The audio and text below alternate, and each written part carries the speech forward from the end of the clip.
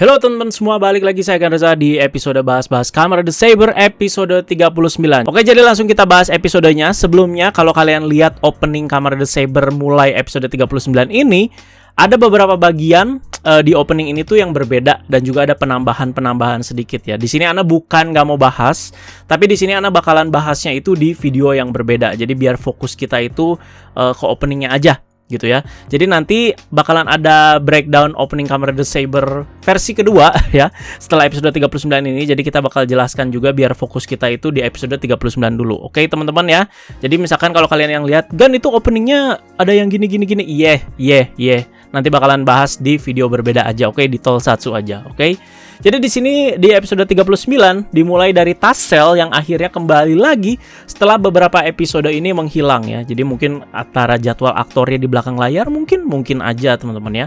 Jadi awal banyak yang bilang ganggu, katanya si Tassel ini akhirnya pada kangen juga kan.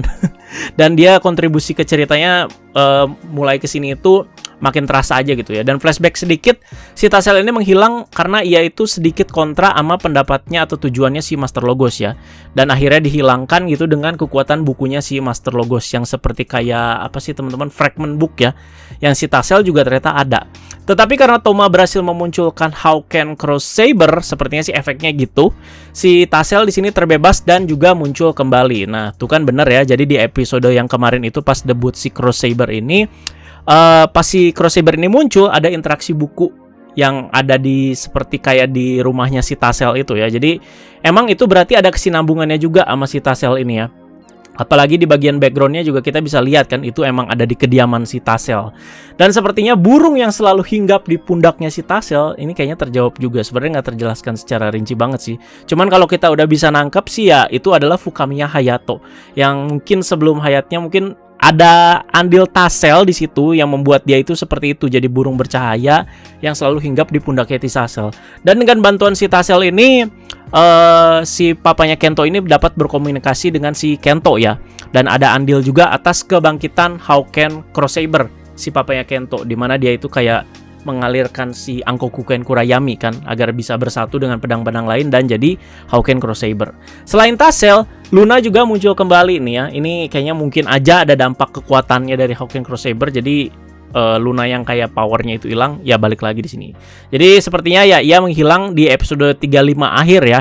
Setelah kehabisan tenaga karena proses kebangkitan buku terlengkap. Jadi di sini Luna muncul kembali. Kalau Anda lihat sih dia muncul di suatu tempat di belahan Wonderworld mungkin ya, soalnya ada gelembung-gelembungnya gitu, nggak tahu di mana. Jadi Master Logos juga langsung tahu akan hal ini gitu. Jadi kayak punya indera gitu ya. Jadi di sini ketika ada gerakan dari si Luna ini, si Master Logos itu langsung tahu lah. Jadi di sini akhirnya si Tassel sekarang bertujuan untuk mencari Luna untuk menyelamatkan dari sergapannya si Master Logos ya, karena tujuan si Master Logos ingin menculik si Luna kembali gitu. Dan sekarang kita bahas soal Kento ya. Kento akhirnya sudah resmi berpindah ke kubu Toma tanpa babi bu juga di sini ya teman-teman ya. Tanpa baper-baper lagi. Jadi setelah kita begitu lelah dengan prosesnya selama beberapa episode ya, hampir berapa episode lebih tuh ya, dan resmi di episode ini Toma sudah mau bertarung kembali dengan si Kento teman-teman ya. Kento bertarung kembali dengan si Toma ya. Dan juga di sini joinnya itu dengan sedikit sentuhan komedi lah teman-teman ya. Dimana kayak pada cosplay ya si Toma, Rintaro sama si Mei ya. Reaksi Kento juga nggak jaim banget di sini seperti biasanya, so cool kan ya, tapi lebih ekspresif di sini ya. Jadi ini mengingatkan Ane pas awal-awal cerita Saber, di mana si Kento ini pertama kali bertemu kembali dengan si Toma kan. Jadi kayak mereka itu bersendu gurau bersama terus sambil ngedongeng gitu kan. Karena mereka sama-sama suka cerita gitu. Kento juga di sini memakai outfit lamanya kembali. Tapi sweater yang sampai di leher itu ya, seperti kayak neck turtle yang warna putih itu dipakai juga buat dalemannya gitu. Jadi nggak panas apa itu ya? Udah sweater baju coklat gitu terus pakai jas panjang gitu. Waduh panas pak ya. Nggak tahu di Jepang itu udah kayaknya di Jepang kan belum masuk winter lagi pak ya. Dan dia udah pasti kembali jadi Kamen Rider Espada ya, jelas si Kento ini. Dan Daishinji juga sudah berjanji untuk membetulkan atau memperbaiki si Raimeken Ikazuchi-nya. Emang rusak kenapa, Pak? Ya mungkin biar lebih maksimal lagi ya, dicek lah ya. Entah bisa juga jadi kalibur apa enggak si Kento ini, Anda juga kurang tahu ya. Anda harap sih bisa aja gitu. Jadi di sini bisa double user si Kento ini. Kalau kayak gitu kan keren gitu. Jadi ketika berubah jadi Espada bisa pakai dual sword, yaitu Raimeken Ikazuchi dan juga Ankoken Kurayami. Begitupun sebaliknya juga teman-teman. Ketika berubah jadi kalibur, si Kento ini bisa pakai dual sword juga ya, Ankokuken dan juga Raimeken. Keren gitu ya. Udah keren banget itu kalau kayak begitu, fix swordman terfavorit atau ksatria terfavorit ya. Setelah semua permasalahan kemarin selesai, si Kento bilang di sini di titik ini Ankokuken itu belum ngasih penglihatan lagi di sini. Jadi Kento sekarang punya tujuan untuk menyelamatkan Toma dan dunia ini juga. Mungkin nanti masih ada probabilitas Toma bakalan menghilang atau gimana. Nah, Kento itu menghindari hal tersebut. Ya udah, dan sekalian menyelamatkan dunia juga bersama si Toma ya. Sekalian menggenapi juga janji dengan Luna, di mana katanya dunia yang damai, di mana mereka bertiga ini bisa bersama-sama kembali lah. Intinya sih seperti itu ya, janji masa kecil. Ternyata si Kentonya masih ingat di sini. Terus ketika dapat penglihatan lagi, masa mau galau terus jadi sad boy lagi gitu kan si Kento ya. Ya harusnya tentunya tidak ya. Kalau Anda boleh kasih tips teman-teman, jadi kemampuan penglihatan Kento ini bisa dipakai ke hal yang positif gitu, dan sangat bisa membantu Toma dan kawan-kawan ini dengan satu syarat, Kento tidak menutup-nutupinya lagi dan terbuka akan semuanya, akan penglihatannya dia ini ya, karena taruhannya juga kan pasti soal keselamatan dunia gitu ya. Jadi pastinya akan bisa sangat membantu kubunya si Toma dan kawan-kawan, terutama dalam aspek pertarungan. Jadi dia bisa memprediksi, terus nanti di briefing sama teman-teman Sword of Logos-nya, tinggal eksekusi. Kalau kayak gitu kan bagus gitu ya. Jadi jangan set boy lagi Pak, nutupin sendiri, pengen nyelesain sendiri. Selain itu juga Kento juga jadi berusaha untuk memujuk Ren kembali ke kubunya si Toma ya. Jadi cukup good lah. Jadi biar udah kayak gini, udah Kentonya join lagi ke kubu Toma, biar nggak terlalu gimana ya, biar nggak terlalu kelihatan nganggur banget gitu ya. Jadi masih ada perannya juga di sini. Lagian masih nyambung juga kan, karena si Ren itu emang mantan rekannya atau kerabat terdekatnya dulu pas di Sword of Logos. Dan apakah jawaban si bocil kematian Kenzan ini setelah diajak Kento? Dia tetap bilang no setelah kejadian kemarin ya. Malah dia itu semakin bingung di sini teman-teman, dan seperti semakin iri dengan si Toma yang bertambah kuat. Waduh, udah punya Hawken Cross Saber. Tapi secara level juga ya udah sangat jauh lah antara si Saber dan juga si Kenzan ini ya. Kemarin aja sama Elemental Primitive kalah, ini mau dibandingin lagi sama si Cross Saber. Kalau Anda ditanya di bagian ini apakah which is good, Anda juga di sini agak sedikit bingung juga teman-teman ya. Karena porsi kemarin aja nggak berjalan dengan lancar atau sesuai yang kita harapkan, dimana kedekatan Ren dan si Desas ini nyaris nggak berdampak apa-apa ke ceritanya Saber ya. Dan Anda malah berani bilang di sini hanya memenuhin screen time aja gitu. Jadi apakah setelah penolakan ini bakalan ada yang wah lagi? Anda sih pesimistis bakalan tidak, bakalan gitu aja terus stagnan ya. Cuman buang-buang screen time aja gitu ya. Jadi biar kayak kelihatan so cool atau gimana ya. Ya kita hanya bisa nunggu aja sih sebenarnya kalau gini ya. Susah juga Kak kalau mau prediksi ya. Kalau udah diprediksi udah berharap banyak, udah punya harapan besar, taunya dikecewakan. Sambil diiringi juga lah dengan bagaimana pendekatan dan usaha Kento memujuk si Ren ini ya. Kalau tinggal si Ren sih ya kita cuman bisa nunggu teman-teman. Tinggal bagaimana pendekatan Kentonya aja untuk mengubah jalan pikirnya dia. Oke, sekarang kita lanjut ke Shindai Basudara ya. Jadi Shindai Basudara di sini kembali melawan Master Logos tidak lama setelah pertarungan kemarin yang bersama Cross Saber ya. Dan hasilnya di sini mereka tetap kalah. Ini padahal screen time yang cocok atau bagus menurut Ana untuk memperlihatkan kembali kombinasi unik antara si Shindai Basudara ini ya, antara si Durendal sama si Sabella. Tapi ya tidak ada teman-teman. Seperti di episode berapa ya? Episode berapa ya? 36 gitu kalau nggak salah ya. Iya 36 deh kalau nggak salah itu ya. Yang ada kombinasi yang Ana udah bilang itu keren banget ya. Asap dipadukan dengan manipulasi waktu gitu. Tapi di sini sih nggak terlihat. Padahal bisa aja sebenarnya gitu ya. Nah seperti yang Anda bilang hasilnya kan mereka tadi kalah telak ya. Tetapi mereka berhasil merebut beberapa Wonderite Book yang sebelumnya mereka juga yang rebut juga ya di episode-episode lalu sebelum sebelum melawan Master Logos ya. Jadi pas jadi bawahan si Master Logos itu. Mereka kan bukunya itu curi untuk membantu Master Logos membangkitkan buku terlengkap. Sekarang dicuri lagi Pak, dicolong lagi ya. Wonderite Book yang dicuri tersebut dikembalikan ke si Toma dan juga kawan-kawan ya, dalam rangka membantu mereka Dan juga seperti kayak balas budi lah atas bantuannya melawan Master Logos di episode 36, kan dibantuin gitu. Selain itu nggak cuma Wonderite Book yang biasa yang dipakai Toma untuk bertarung aja di sini, tapi mereka juga memberikan Book Gate ya, yang Toma itu bisa gunakan dan juga dengan leluasa masuk ke markas selatan di sini. Karena pertolongan ini Ryoga Shindai juga sampai sekarat Pak, sampai pingsan. Oh nih sama, langsung panik tuh si Angela May Pak. Brokon ya. Nah, setelah kekalahan telak di episode kemarin, saya menurut Anda tidak ada rasa takut atau ngeri dari si Master Logos ini ke si Cross Saber setelah dikalahkan ya. Kenapa Anda ngarepnya si Master Logos ini punya rasa traumatik lah bisa dibilang ya. Gimana ya, biar ada dinamikanya aja gitu ya. Jadi di sini dia terlihat ambisius nggak jelas gitu. Karena setelah nonton episode ini juga Anda ngerasa dia juga udah kayak di ujung tanduk gitu ya. Jadi posisinya pas di mana dia itu mengalami traumatik atau ketakutan lah gitu ya. Tapi di sini malah ambisius aja terus gitu ya. Jadinya malah kayak menganggap diri sendiri itu mengerikan. Jadi pengen semua kekuatan itu dia dapatkan semua gitu ya. Jadi Hawken Cross Saber, terus juga ada si Luna, dia itu pengen semuanya itu didapatkan gitu ke tangannya dia. Jadi menurut Ana ini agak gimana ya? Agak ademah banget sih. Apaan lu sih sebagai antagonis gitu ya? Dinamikanya aja nggak ada di sini. Sebagai salah satu antagonis besar dengan gelar master ya di sini ya, mestinya at least bisa mikir dong ya. Kalau dia misalkan pinter, kan dia Master Logos Pak ya. Jadi bisa dibilang sih orang yang sangat berpengaruh di Sword of Logos gitu sejak dulu. Malah Ana jujur kan udah sering bilang kalau Ana lebih nyaman dengan si Master Logos yang ada di Sword of Logos Saga di sini. Kalau di sini kayak flat banget asli lah ya. Jadi dia bisa lebih mikir gitu. Waduh, power level gua kalah nih sama si Cross Saber. Ya gua harus lebih kuat gitu ya. Dengan cara yang gimana ya? Kalau misalkan dia di sisi antagonis ya dia pikirin lah, at least dengan cara yang licik juga bisa kan. Nggak usah incer Hawken Cross Saber lah, tiba-tiba dia pengen punya apaan gitu kayak bocil nggak dibeliin DX jadi pengen gitu ngelihat gitu. Jadi fokus dulu aja lah pokoknya di sini, bangkitin buku terlengkap edisi kedua, udah gitu aja ya. Tapi dengan cara yang lebih intrik gitu, nggak usah terang-terangan banget ya. Ya Anda terang-terangan kayak begitu lagi ya pasti dihajar lah sama si Toma ya.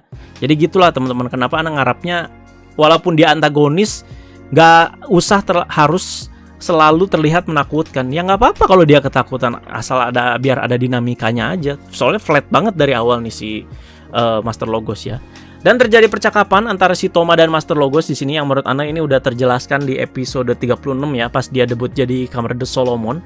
Cuman seperti kayak lebih dipanjang-panjangin aja. Intinya sih si Master Logos ya ingin menguasai aja, udah sih. Dari backgroundnya juga ya biasa aja menurut Ana ya. Dia merasa jenuh aja gitu dengan tugas utama Sword of Logos yang cuman dengan melindungi manusia dengan tugas-tugasnya, dan juga banyak perintah-perintah lainnya yang harus dia laksanakan. Tapi kan emang itu tugasnya gitu ya. Emang itu mandatnya dia. Dan juga katanya dia kehilangan orang yang tercinta katanya gara-gara manusia juga. Jadi mungkin ada dendamnya juga. Dan yang paling lucu di mana si Master Logos ini mulai ngalor ngidul, di mana ia tiba-tiba ngajak Toma itu untuk join bareng dia. Entah ini karena balik lagi ke tujuan dia pengen punya Hawken Cross Saber atau gimana. Soalnya nggak terlihat Peaches-nya juga sih di sini. Tapi dari tiba-tiba ngajak join ini sih udah out of context banget sih. Agak kelawak juga di bagian ini. Dari percakapan ini ada satu hal menarik yang Anda ingin bahas ya. Jadi cuma satu hal menarik sih yang Anda tangkap dari percakapan ini, yaitu Master Logos menyebut Luna itu sebagai dewa kematian atau Shinigami bagi si Toma. Maksudnya gimana? Jadi Luna sebagai sosok penghubung dunia itu kan memilih si Toma, yang ketika si Toma itu lagi diem di pohon, tiba-tiba si Luna datang, ketemu katanya, ketemu apa? Ya kamu katanya di situ. Dan suatu saat Toma katanya akan menghilang dan menjadi pelindung Wonderworld kan, gara-gara ya dipilih Luna gitu. Nah itu dia katanya, itu dia maksudnya kiasan dewa kematiannya tuh itu gitu, gara-gara terpilih aja gitu dan harus menghilang dari dunia ini. Takdir itu katanya sih udah nggak bisa diubah dan juga udah ditentukan lah, pokoknya si Toma ini fix gitu ya, udah dipilih sama si Luna. Hal inilah yang Ana rasa itu gimana ya teman-teman ya, jadi menarik sekali sih ini. Jadi Ana rasa itu yang bikin ending cerita dari si Saber ini bakalan seru banget dan seperti kayak penuh spekulasi, dan juga bakalan pengen lihat gitu Ana spekulasinya seperti apa. Apakah nanti bakalan kayak Gaim di mana si Kouta itu jadi dewa dan harus melindungi harus meninggalkan dunia, apakah seperti itu gitu ya eksekusinya, Ana juga belum tahu. Dan justru karena kekacauan yang disebabkan oleh si Master Logos 15 tahun lalu ini, Toma dan Luna ini menjadi seperti terpisah dan prosesnya sementara itu tidak terjadi. Katanya itu sih keselamatan yang dikasih sama si Master Logos ke si Toma. Jadi Master Logos mengharap juga si Toma berterima kasih pada dia soal ini. Begitu ya. Jadi bikin penasaran nih bagaimana Toma soal pelindung Wonderworld ini, ya menarik sekali loh. Jadi sepertinya bakal terjadi di ending, kita lihat juga seperti apa. Jadi semoga tidak mengecewakan juga eksekusinya ya. Apakah mungkin ada solusi lain, karena Anda juga kurang tahu apakah teman-temannya si Toma apakah terima-terima aja si Toma bakal jadi pelindung Wonderworld. Ya mestinya bisa sih. Ya tinggal bebas keluar masuk dunia, luar dunia sini aja gitu ya. Ya udah, lanjut, terjadi pertarungan 2 lawan 2 antara Blades Tategami Hyouju Senki dan juga Charybdis Megiddo yang dibangkitkan lagi sama Sistorius ya, dan bertambah kuat lagi di sini. Dan yang paling utama yaitu pertarungannya adalah antara si Cross Saber melawan Solomon ronde kedua. Tategami di sini sempat kewalahan ya, tapi akhirnya berhasil mengalahkan si Charybdis Megiddo. Nyaris saja ini jadi ampas nih foam ya. Dan di sini muncullah variasi foam dari Kamen Rider Cross Saber yang lain, yaitu Crimson Saber. Jadi di sini karena andil dari Shindai Basudara juga ya, yang berhasil merebut buku-bukunya di pertarungan sebelumnya lawan si Solomon. Jadi combo ini tuh dapat keluar, ya dia sama aja teman-teman, yang pakai Brave Dragon, pakai Storm Eagle, pakai Sayu Journey. Tapi buat Henshin-nya ya dia pakai Hawken Cross Saber. Makanya dia di sini bentuknya itu tetap Crimson Dragon, tapi warnanya itu ngikutin si Cross Saber yang jadi biru galaksi semua ya. Dan yang agak Ane sayangkan itu helmnya ya tetap Brave Dragon gitu, bukan si Crimson Dragon ya. Jadi tetap Brave Dragon, nggak ada seperti ornamen-ornamen kayak apa sih tanduk-tanduknya gitu kan. Kalau Crimson Dragon kan seperti kayak ada 5 gitu ya tanduk-tanduknya, terus ada tongkat Sun Gokong gitu. Tapi di sini ini ya teman-teman ya, cuman Brave Dragon doang, tapi badannya sih udah si Crimson Dragon tapi di repaint dengan Wiru Galaxy gitu. Hasilnya udah jelas lah ya, di sini Master Logos gagal maning Pak. Jadi memang efek CGI-nya juga di sini nggak seheboh di episode lalu sih, tapi yowes lah, apalagi ketika si Solomon ini mengeluarkan Solomon Zone ya. Dan mereka itu seperti bertarung di Wonderworld yang kayak di bukan statue apa sih namanya? Yang kayak patung pedang itu loh, ya. Pokoknya yang kayak di Wonderworld lah, kayak di opening-openingnya. Nah, yang Anda nggak suka di sini apa? Ketika sudah dikalahkan, si Toma ini malah mengajak si Master Logos itu join ke kubunya dia. Kesannya ya kayak agak maksa, bukan kayak agak maksa Pak ya. Jadi inget zaman Ghost, Takeru Dongo di sini memaafkan si Adele, terus dipeluk lah, terus mau dirangkul gini. Penulisnya sama aja ya, Takuro Fukuda, pantas aja eksekusinya sama-sama aja. Jadi menurut Anda yang nggak usah sampai ajak-ajak join lah gitu ya. Jadi musuh aja gitu ya. Dikalahkan ya beres udah gitu. Memang sang penulis ini rada-rada ini ya. Dia itu ingin memperlihatkan sisi baik dari si main karakter, tapi jadi kayak kurang relevan aja gitu ya jika mengingat tindakan Master Logos sejauh ini. Gimana ya, udah gitu ya. Kalahin aja gitu. Jadi sayangnya ketika ini si Master Logos ini langsung dibawa kabur sama si Storius. Ini udah di ujung tanduk banget lah, Master Logos udah kalah 2 kali. Musia udah bisa mikir, hey. Jadi setelah kekalahan ini berarti kekalahan telak 2 kali ya seperti Anda bilang. Dan Master Logos di sini masih berambisi untuk mendapatkan si Luna, ya. Tapi yang Anda lihat nggak akan lama lagi sih aksi si Master Logos ini mungkin akan tergantikan sama si Storius, karena di sini udah bener-bener di ujung tanduk. Jadi apakah Storius akan jadi final boss di Saber ini? Kemungkinannya sangat besar menurut Anda, probabilitasnya sangat besar. Apalagi di akhir episode ini Kento dapat penglihatan lagi soal Storius ya. Jadi presentasinya semakin besar di sini, di mana ada Storius, di mana ada pedang-pedang suci dan ada buku yang terbuka. Jadi kayak proses kehancuran dunia bakalan terjadi lagi, cuman di sini mastermind-nya adalah si Storius gitu ya. Jadi ya kayaknya sih kejawab sih ya. Sebenarnya ini juga udah kita prediksikan juga kan dari kemarin-kemarin, apalagi ada seperti bocoran juga di opening di episode 39 ini, dimana kalau kalian lihat ada 10 kesatria sedang melawan sosok berwarna ungu, api ungu gitu ya. Apakah itu Storius? Nah, nanti kita bakalan bahas di video berbeda ya. Sesuai yang Anda janjikan, yaitu bakal di breakdown di Tokusatsu aja. Jadi breakdown opening Kamen Rider Saber versi kedua. Jadi Master Logos udah benar-benar kalah lah ya di sini ya. Sama trio Wek-Wek di episode 40 terutama kalau kita bisa lihat. Jadi mungkin aja perannya di sini bakalan berakhir.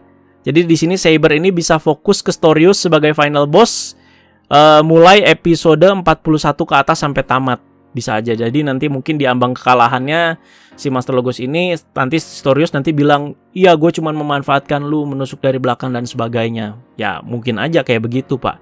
Ya. Jadi semoga juga Storius bisa lebih bisa lebih baik lah dari Master Logos ini ya. Karena Master Logos menurut Anda flat banget, Pak. Sekalian juga di episode minggu depan bakalan muncul juga Kamen Rider Saber featuring Saber ya. Jadi menggunakan Brave Dragon, Lion Senki, dan juga Lampudo Alanjina. Ya udah seperti itu aja teman-teman untuk bahasan episode 39 ini. Jadi menurut Anda menarik lah episode ini. Jadi kayak setelah episode kemarin kita itu dikasih cooldown dikit lah, tapi tetap intens gitu karena ceritanya harus jalan terus, harus tetap fokus menuju tamat si Saber ini. Dan jangan lupa nanti bakal di breakdown openingnya versi kedua. Anda nggak tahu bakal berapa lama, tapi Anda pengen pisah aja lah biar fokus kita juga nggak terbagi-bagi. Oke, ditunggu saja teman-teman ya. Jadi silahkan kalian diskusi saja di kolom komentar soal episode 39 ini ya. Jadi masih menarik menurut Anda sih, nggak drop-drop banget. Jadi semoga tetap konsisten. Udah intinya sih konsisten aja sampai tamat dah si Saber ini ya. Pokoknya komentar harus 1000 lagi seperti biasa teman-teman. Terima kasih yang sudah menyimak bahas-bahas episode kali ini. Ditunggu untuk episode 40 berarti ya. Jadi udah kemarin debut si Cross Saber, ternyata nggak ada libur ya Pak ya. Ini kapan Pak nih Saber libur? Biasanya ada golf nih, biasa deket-deket Final Form ya, tapi belum ada. Dan juga ada rumor, nanti aja lah. Nanti biar penasaran aja. Ya udah gitu aja teman-teman ya. Terima kasih banyak teman-teman, jangan lupa like, share, dan subscribe. Jangan lupa diskusinya, dan akhir kata bye bye guys.